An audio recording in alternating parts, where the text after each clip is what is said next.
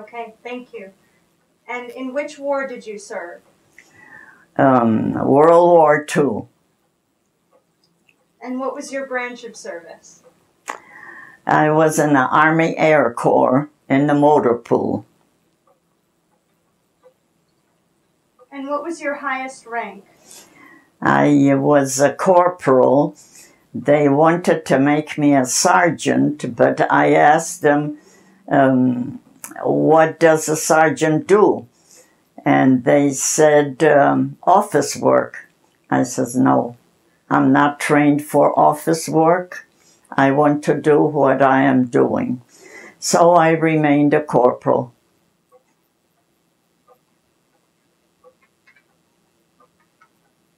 Okay. And when you served, we'll get into this a little more deeply in a little bit, but in general, where did you go? I had my basic training in Fort Oglethorpe, Georgia, and I was sent to Great Falls, Montana,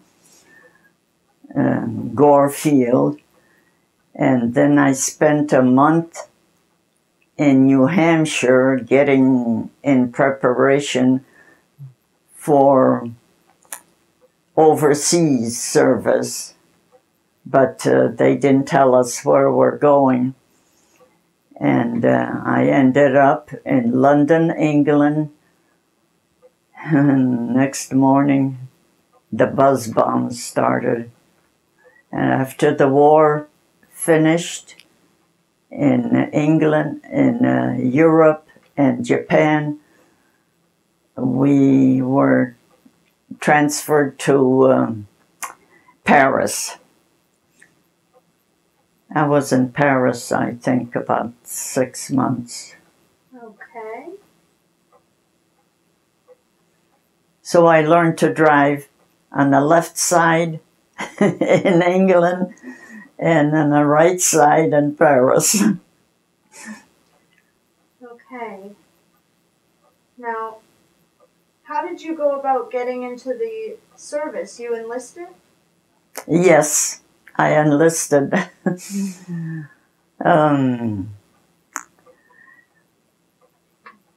Let me start this.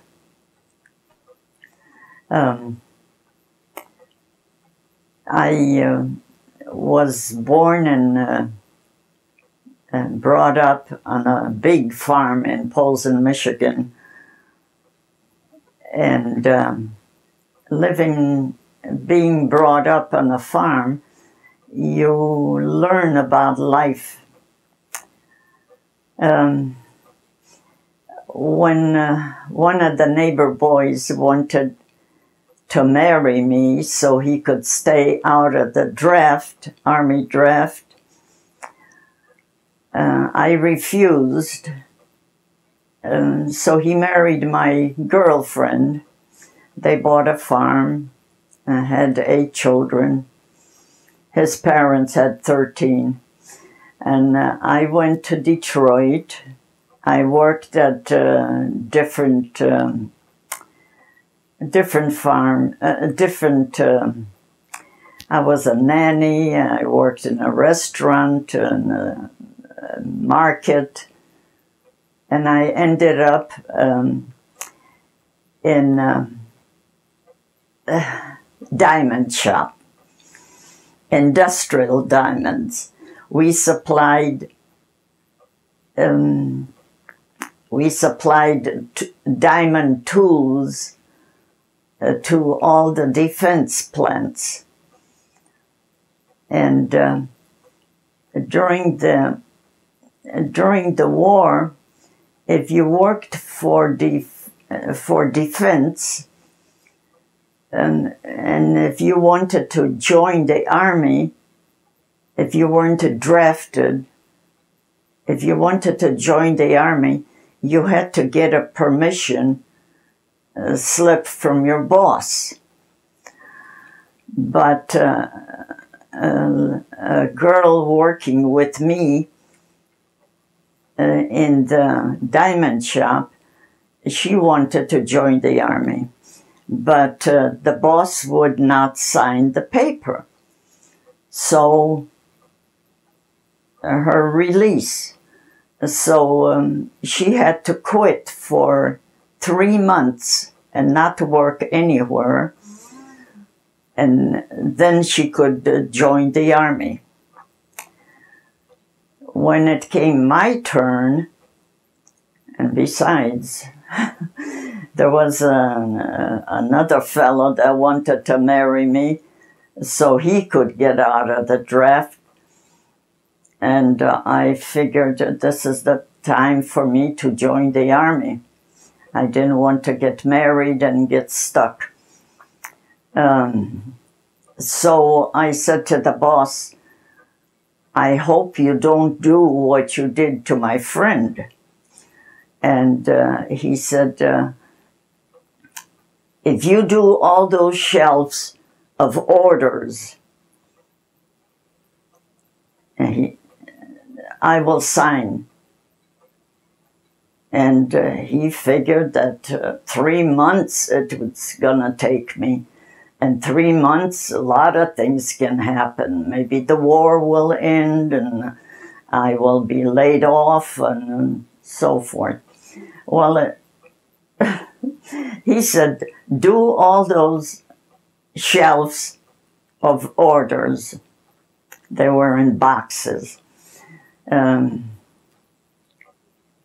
It took me three weeks. It took me 3 weeks because I was working for a purpose. Yeah, you wanted it. Yeah. But I was very good at the work. So none of my work was no good. Mm-hmm. So he signed the release form for me to join the army. So I went downtown Detroit to the Army recruiting office, to the women's recruiting office.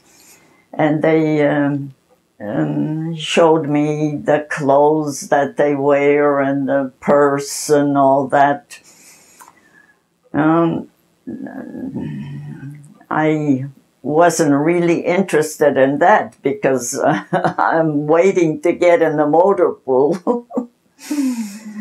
Well, then a couple more visits, and there was a bunch of us girls. We were sworn in December. I forget what date. 1943, and then they said, now go home for Christmas and spend Christmas with your families and report back in January. So I went. At that time, I was living with my oldest sister's family in Detroit. And I said, I'm going up north to Polson to visit my mother. And my sister said, it's winter time up there. How come you're going now? You can go in the springtime. And I said, I'm joining the army. So I'm going to say goodbye to my mother. Well, okay. Then I came back in January. My mother thought that war is a war. You can get shot, you know. And I told her not to worry. I'm just going to be driving. I reported back in January, and the bunch of girls got together again, and we went to Ann Arbor, Michigan to pick up more girls. And then we went all night through Illinois, Kentucky, Tennessee, to Georgia. Fort Oglethorpe, Georgia. That was my basic training there.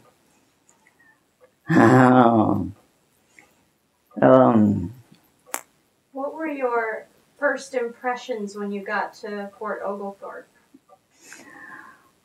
Well, we had a lot of forms to fill out. And the IQ on my forms, the answers and so forth, were so good that they considered sending me to officer training school. And I says, I didn't join the Army to be an officer. I joined the Army to drive. Well, they did some more digging in my records, and they found out that I had an officer. You had to have at least a high school education, and I had only 8th grade education. So that was kaput. They didn't consider me for an officer anymore. Then they figured with a Polish name, maybe I could be a translator. But when a Polish translator, when I spoke with that Polish lady, well, there's a lot of words that I didn't understand what she was saying, because my Polish was farm Polish. Right.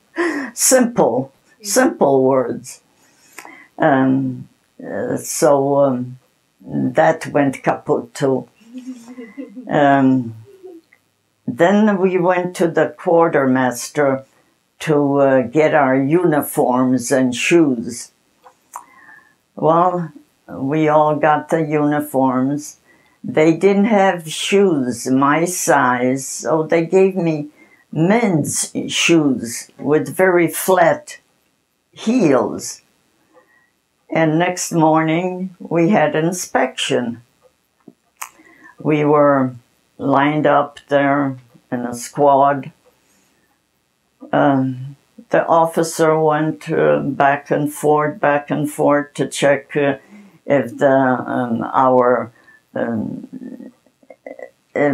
we had the right shoes and so forth, and if our lines in the cotton stockings were straight. Mm-hmm. You know, at that time, we had lines. Yeah, the seam. Seam, yes. And she looks at my shoes and she says, "Private, where did you get those shoes?" She thought I brought them with me. And I says, "At the quartermaster." Well, okay. My squad leader later said to me, "The officer wants to see you in the office." I said, "Oh boy, what did I do wrong already?" And she gave me a ticket for a bus to go to Tennessee, Chattanooga, Tennessee, I think, where to a shoe store where the Army did business with. And I got Oxfords, I think they called them, leather shoes, 2 pairs of leather shoes. They were lace top. And when I was discharged 2 years later, I still wore those shoes. They were well built. They were built in the States, not somewhere else out of the country. They were built in the States, probably in Tennessee too.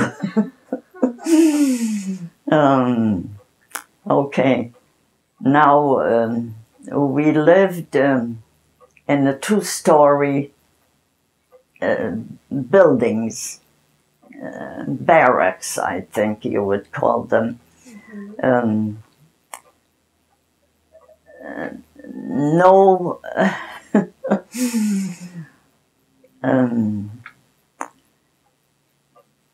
no inside plumbing. If you had to go at night, it was lit. There was outside, you had to go outside and run down gangway, sort of, to another building where they had toilets, showers, and sinks. That's where we had to go in the morning to take a shower, to brush our teeth, and to go to the toilet. The toilets had curtains, but the showers didn't have curtains to cover yourself. Now, well, we realized that that's part of the Army, so we accepted that. And then inspections. The officer used to throw a silver dollar on your bed, and if it bounced, the bed was made perfect. If it didn't bounce, that means the sheet and the blanket was kind of loose. And she used to take that sheet and rip it off. Then you had to remake your bed. Oh, you learned. Now we got KP duty. KP. We learned to scrub the big pots and clean out the grease pit. I don't know, grease pit. When you drain the water, the dishwater from the kitchen, the grease accumulated in that pit. You had to clean that out every day. Well, we learned to do that. There was a girl, she came from a highfalutin family. I guess she never was in the kitchen in her home. But when it was her time to do KP duty, she passed out. When she saw those big pots hanging in the Army kitchen, in the mess hall, and she passed out. She learned quickly. She learned if you wanted to stay in the Army, you do these things. Yeah. So, basic training was finished. Oh, before we move on, let me see. What else? Was there anything else in basic training that you went over besides the cleaning and that sort of drilling and? Well, we did a lot of drilling, and we learned to do like chief of staff, CD, I think. No. To make sure that everybody was in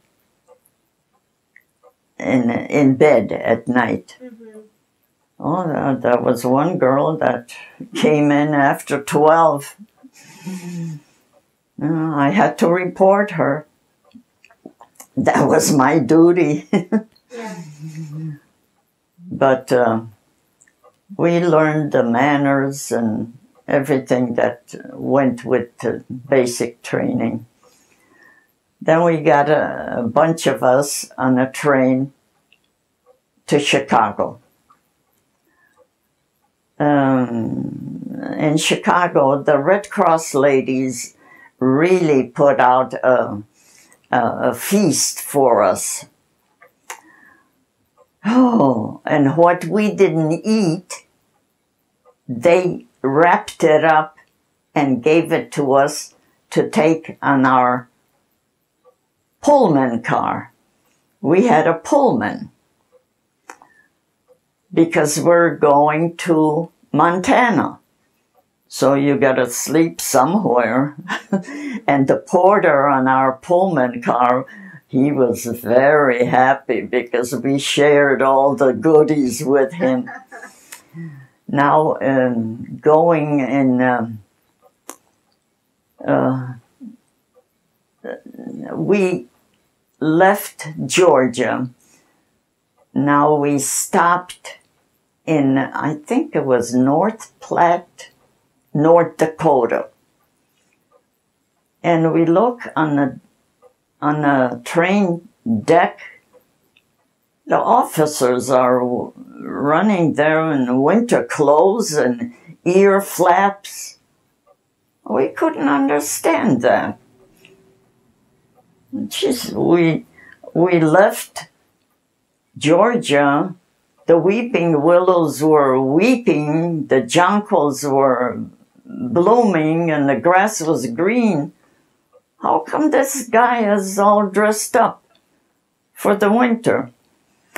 And a couple GIs got on a train after their furlough, and they said, last night it was 20 below.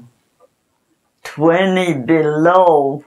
That's why the officers had ear flaps on their caps, yeah, to cover their ears, or else they would freeze. And okay, these GIs, they were going to Gore Field, Great Falls, Montana, after their furlough, and they were giving us some information about Gore Field. And as we were approaching Great Falls on a train, and this GI says, you see that mountain, or rather plateau? The Army cut that mountain and made a plateau out of it. Flat. And that's where Gore Field was. Well, we got to Gore Field. I got in a motor pool. I got my first Jeep ride. First Jeep ride. I thought, boy, if this Jeep handles this nicely, I'm gonna enjoy this. Gore Field, we lived in Quonset huts. And it had 3 pot-belly stoves in each Quonset hut. I remember when it was my turn to keep the fires burning as long as possible at night, and then in the morning,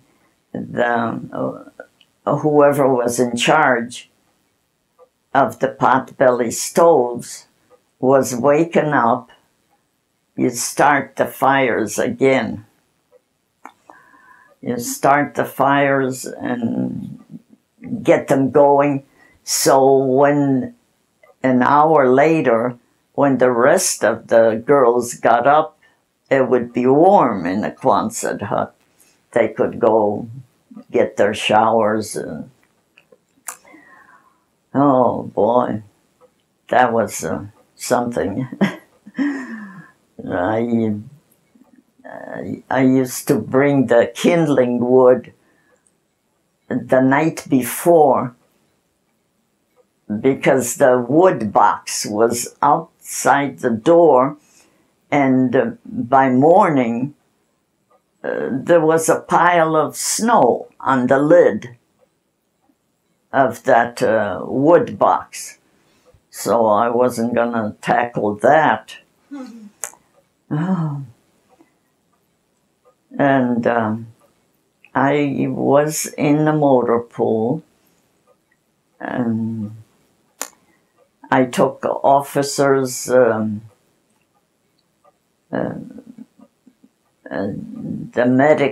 medical officers, and I took them to, I guess some of the officers' families needed a doctor, so I took them to the doctors. And that was in Montana? In Gorefield. Yes. Yeah. I took the doctors to private homes to treat the patients. And I took the finance officer to the bank. And I liked that because I could park in a no parking spot. This was an army vehicle. And I asked the finance officer, how long does he think it will take him? He told me, and he went in the bank, and I went to town, walking, looking for a bakery. Looking for a bakery. I found a bakery. I got a dozen donuts. They were delicious donuts there. When the officer came back in my vehicle, I opened the bag, treated him. And we're going back to the base. And there was a GI stopped waiting for a bus. And the officer says to me, "Stop, stop." So I stopped and I backed up, and the officer says to the GI, "Are you going to Gorefield?" "Yes, sir." And he saluted the officer. So he got in my vehicle. I opened the bag, donuts, treated him. And then we got close to the base, and there was the guard booth. There were two guards there. First, they salute the officer, and then I had to show them my trip ticket, where, you know, it was signed by the officer, and where I took him and so forth. And they gave me my trip ticket back. I opened the bag, treated the two guards with donuts, and we got back on the base. And the rest of the donuts were for the motor pool. Now, we had winter on the base, that if we looked out the windows from our Quonset huts, when they plowed the runways and a plane landed, you couldn't see the plane because the snowbanks on the side were so high. Well, this was March, April, Then it got a little better, and I had a trip with the Jeep and a trailer to go pick up a crew that flew in from Alaska. So I go across the field and I come to a runway. I stop and I turn around and look at the observation tower at the airport. I had a red light. Okay, I'm standing there. A big plane landed. Okay, it landed. I look around, the red light is still on.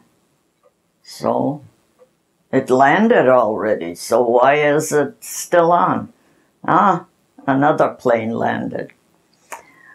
I turn around, I look, green light. So I could go across the runway. And then I'm going, there's a lot of planes that are landed there. And I had to look at a number on the tail. On the tail, that's where the numbers were on the plane. I look, I found my plane, and the GIs are sitting under the wing, the tail. So I says to them, I don't see any doors on this airplane. How do you get in? Ah, we'll show you. Stupid girl. They got in through the belly from the bottom, and these GIs, they hoisted me up into the belly of the plane, and the pilot there, he came along and he took me into the cockpit. Oh boy, what a view. That's the first time I ever was in a plane. First time. Well, I thanked them and I took them. They put their luggage on the trailer and they all sat on the Jeep. This was an open Jeep. So they hung on everywhere. I took them to the information center at headquarters because they had to report first where they were and what they did before I took them to the barracks, to their barracks. Because if I took them to the barracks first, they would forget where they were and what their work was. And they flew in from Alaska. Well, you know, when the planes took off, most of the time the plane goes up in the air, but this being a mountain that was cut into a plateau, when the plane went off the runway, it was already over the city of Great Falls. It didn't have to rise anywhere. Yeah.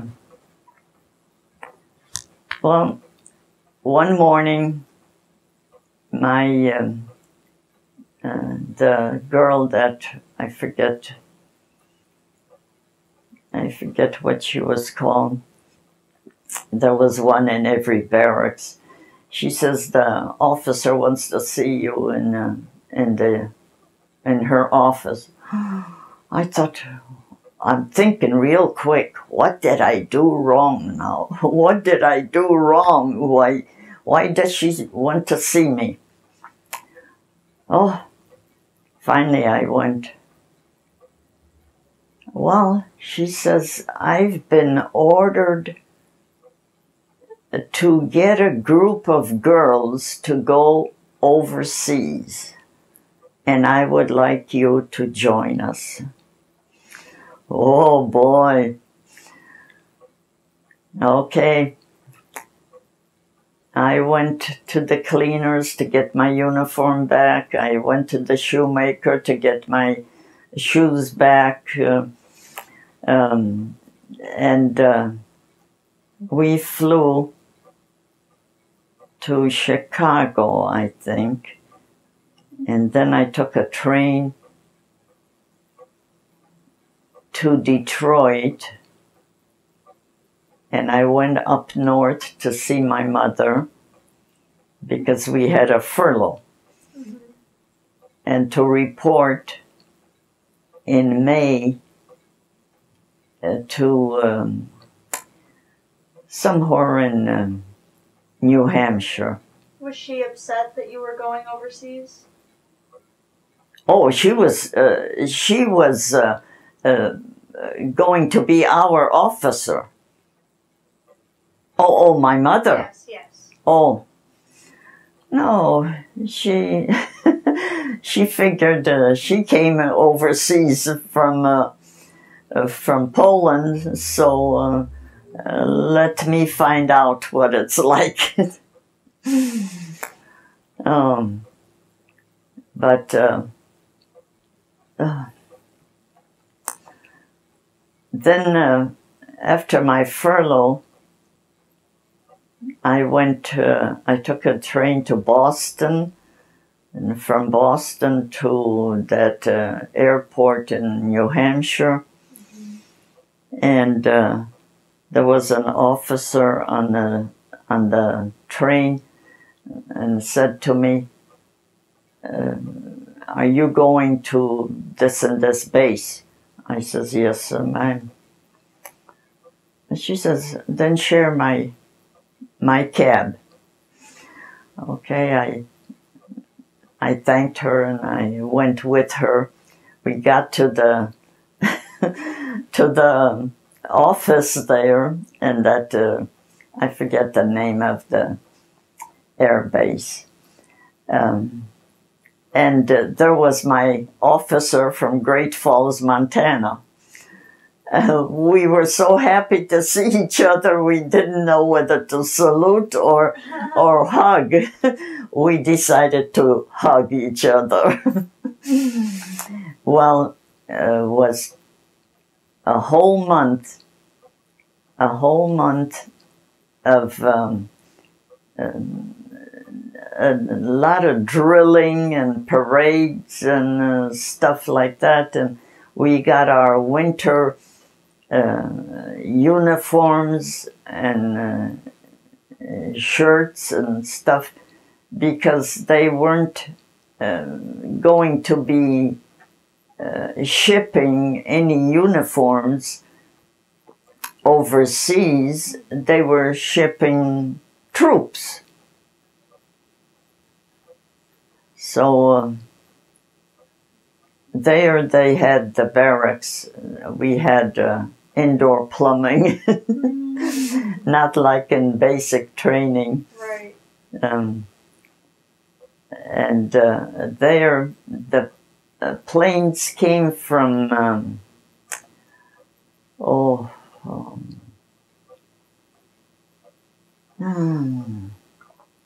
from Canada, Eastern Canada. And when the fellows,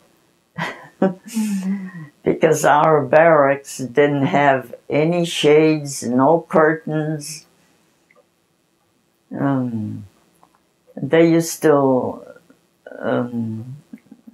lay under the wings and had binoculars aiming at our windows.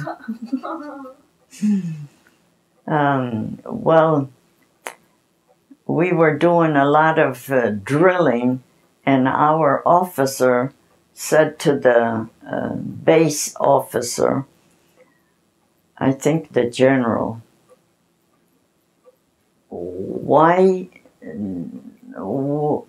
would you allow our girls, my girls, to wear their skirt and a blouse with the necktie during the parades instead of wearing their jackets, woolen jackets, because it's getting hot in New Hampshire.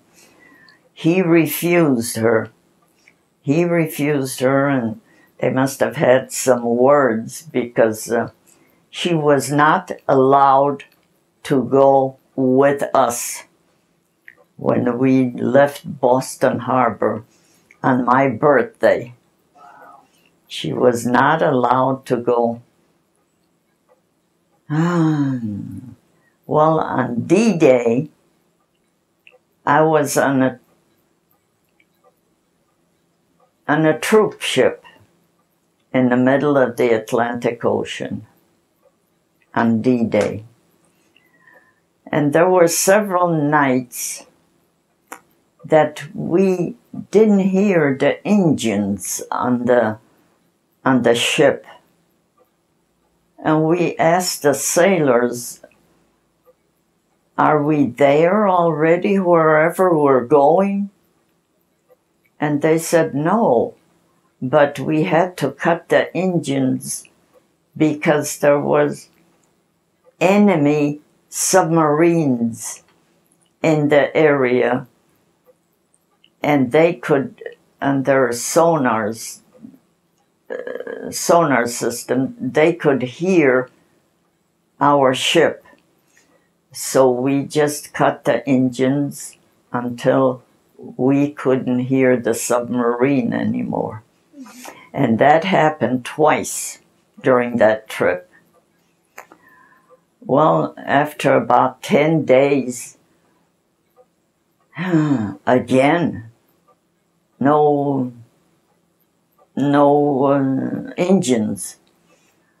I figure after 10 days, we weren't allowed to open the portholes, especially at night. At night, we went up on the deck, and you'd think you could see, you could catch the stars. They were that close. Well,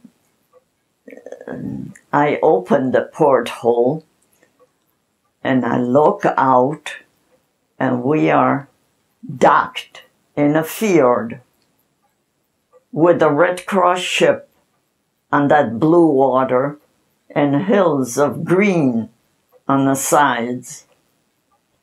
We're docked. And I figure, where are we? I look farther out, and there was a little boy with his grandfather on a boat right next to our ship. And I says, little boy, do you speak English? And he looks up at me. He says, I'm Scotch, ma'am. I'm Scotch. Well, we knew we were in Scotland. Yeah. Prestwick, Scotland. It took, and this was early morning, it took all day to get the troops off the ship. Somebody took us down in that ship when we were still in the ocean, down in the hold where the troops were. That ship just had the outer walls, and those GIs, they had hammocks. I don't know how they lived there. You could hear the creaking of the of the wood on that ship. Oh, and then they were sent as replacements in the war. Well, it took all day to get the troops off the ship, and we got on a train all night. We traveled through Scotland and England to London. In the morning, we look, London, what's all those balloons hanging up there? Barrage balloons. And those balloons were above the city of London with cables holding them down with sandbags. The British girls, that was their duty to make sure that the balloons didn't go up. The cables were held down with bags of sand.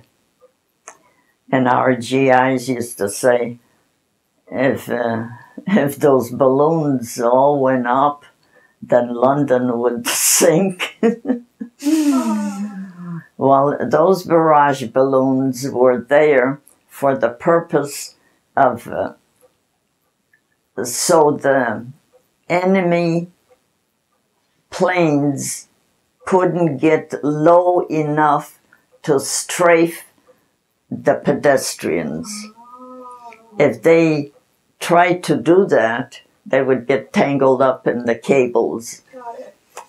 And the plane would land down. Yeah. Well, okay, that was the barrage balloons. Then first night, we were a couple blocks away from Marble Arch. And where we lived, it was like 3 buildings together. I think Mrs. Ashley owned those buildings. The buzz bombs started. Buzz bombs. You could hear them. And when they ran out of petrol, they didn't glide down to anywhere, to the ground. They just went, if they ran out of petrol, they just went straight down. Oh, boy. Well, the officer that we had in charge of us was an old maid. She joined the army. She says, everybody get under in the basement and under the sidewalks. I don't know how to explain it. That's where their coke was delivered. So we went under the sidewalk outside the basement. But next morning, when we looked, there were gas pipes going there. And we said to the officer, we're not going there anymore. Because if the buzz bombs fall anywhere close by, those pipes will rupture and will be gassed. So she says, okay, then everybody come down in the lobby of this big building. So there I was, my pajamas, my winter coat, my gas mask, my helmet, and my helmet on the head, and my head on the gas mask, laying on the floor. That was not a wooden floor. That's the way we spend the night. Yeah. Oh boy. And then after that, well, a lot of the buzz bombs went over London, and they landed on farmland. So the spies, German spies, living in England, gave them notice, put less petrol in these buzz bombs. So they hit the city of London instead of the farmland. Well, a lot of them, they did on a Sunday. A buzz bomb hit near Marble Arch, and it hit this one girl. Her hat. She didn't have a beret. She had with the visor. A hat like that. And she screamed, she says, "I've been hit, I've been hit." Now, somebody else walked up to her and took the hat off because it pushed the hat over her eyes and she couldn't see anymore. And she said she's been hit. Somebody took that hat off her eyes, and oh boy, she could see. There was a pub, and 2 levels below that pub was an army office. It hit that pub. That buzz bomb, it hit that pub, and all those GIs working there, they were all gone. Well, I was in a motor pool again, learning to drive on the left side. And I went with a sergeant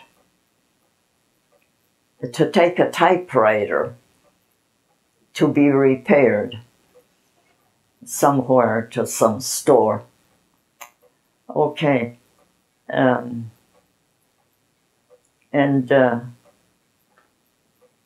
2 days later, I studied the map of London, and I figured the way we went was the long way. There's a shorter way to get there, and so I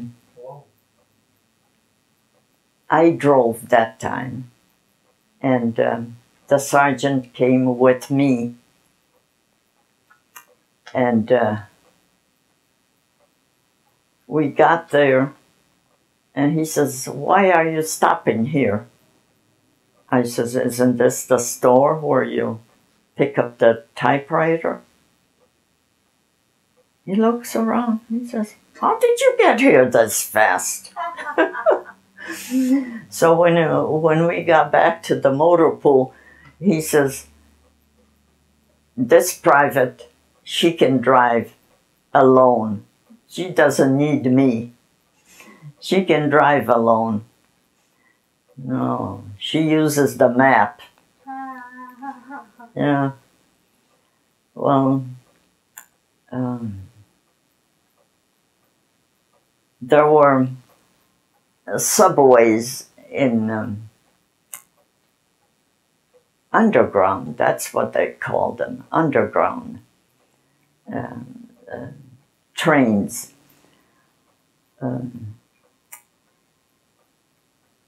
People,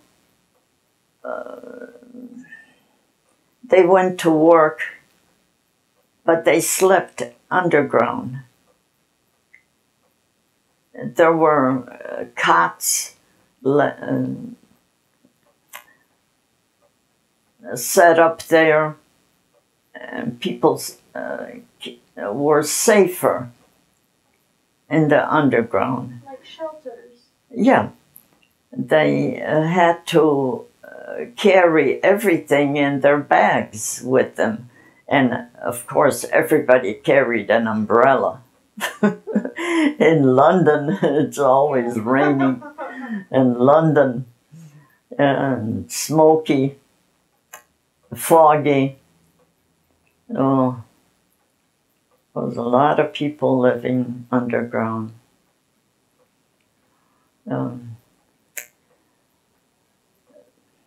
Then, when there was victory in Europe, I went with the truck and a private and a GI to the warehouse to get food for the boys' billets and the girls' billets. And we're coming around Buckingham Palace.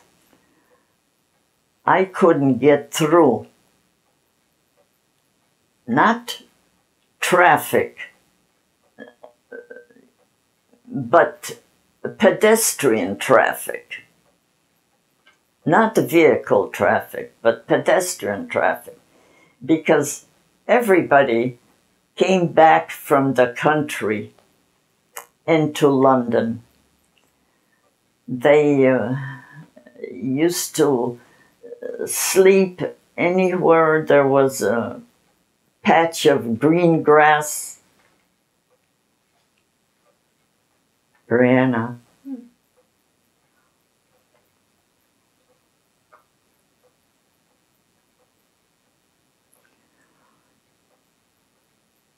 Any place there was a green grass, they used to sleep there.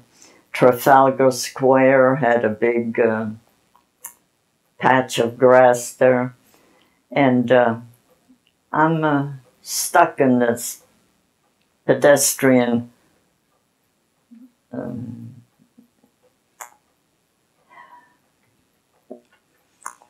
around Buckingham Palace. And out of the corner of my eye, I can see there's an open taxi on my left. And it seems that something is falling in that taxi. And there was a young couple with a child in that taxi. So I take a good look. Yeah, for my truck, the GI was on my truck, and he was throwing oranges to that child. Yeah, because you couldn't get that fruit. Yeah. Yeah. Nothing fresh. Mm. Oh, that was.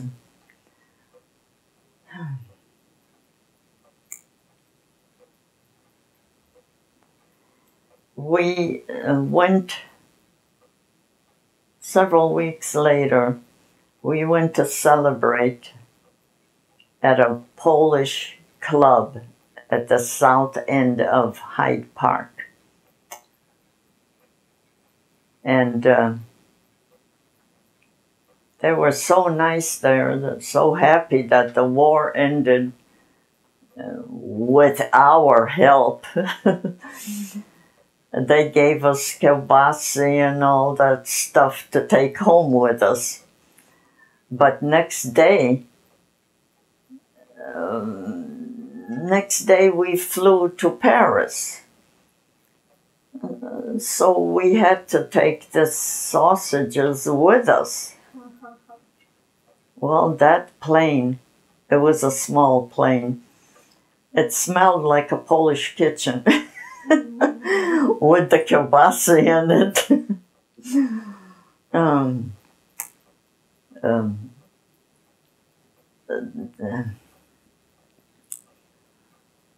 What else?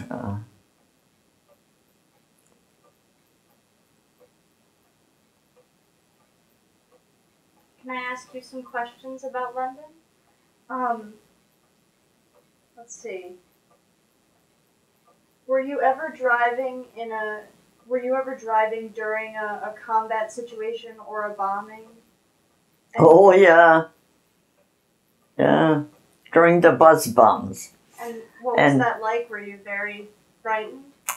Well, I hurried to get to the motor pool so we could go in the shelter, because we had a shelter there in the motor pool.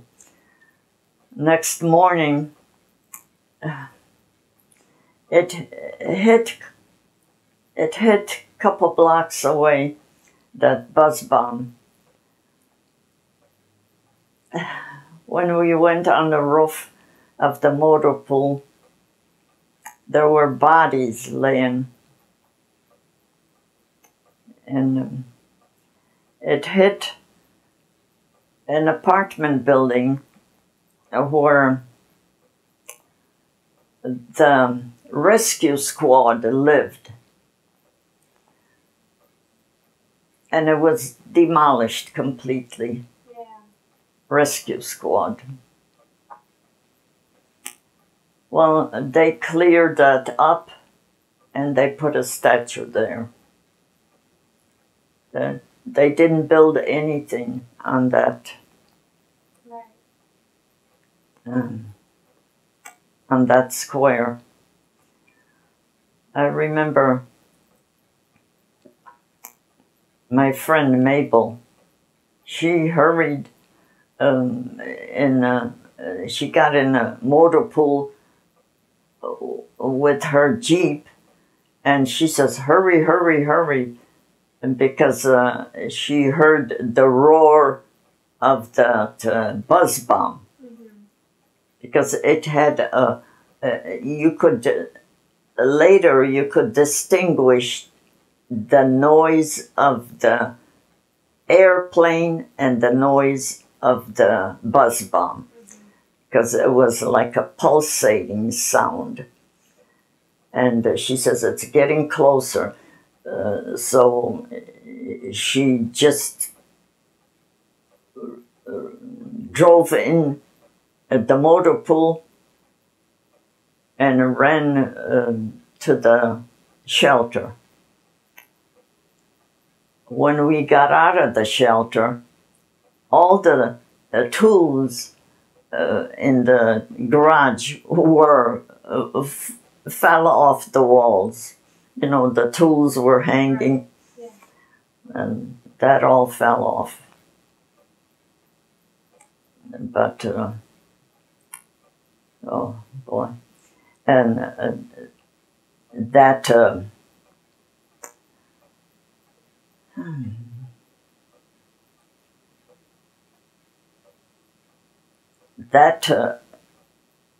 officer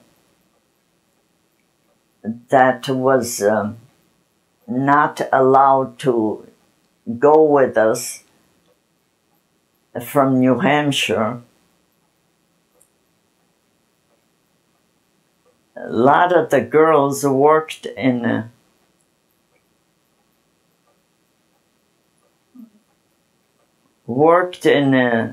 general's offices in Marble Arch, because our headquarters was right by Marble Arch.